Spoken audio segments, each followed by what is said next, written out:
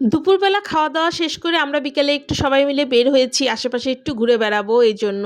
তো এখানে একটা আপুর সাথে দেখা হলো, আপুর সাথে কথা হচ্ছিল। আর ওই যে দেখেন ব্রিজ বা সাঁকো, ওটার ওই পাশেই আমাদের বাড়ি আর এপাশেই হচ্ছে লেবু বাগান। এই লেবু বাগান থেকে এর আগে যখন এসেছিলাম লেবু উঠাইছিলাম, খুবই ভালো লেগেছিল, স্মৃতি হয়ে আছে। আর এবার তো আমি দেখে একদম পাগল হয়ে গেছি। দেখেন লেবু বাগানের পরেই মাল্টা বাগান।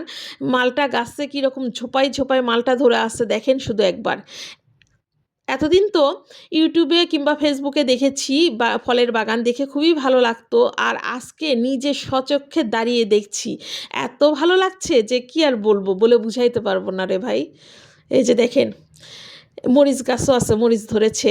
আসলে এই বাগানটা এমন, লেবু বাগানের পরেই হচ্ছে লিচু বাগান। লিচু বাগানের মাঝখানে, মাঝখানে এরকম মাল্টা গাছ, মরিচ গাছ আর গাছে, গাছে এরকম এত সুন্দর মাল্টা ধরে আছে। কিছু মাল্টা এই যে দেখেন একদম পেকে গেছে। দেখে অনেক ভালো লাগছিল। তো আমি তো আর পুরো ভিডিও দিতে পারছি না, কারণ ভিডিও অনেক বড় হয়ে যাবে এইরকম।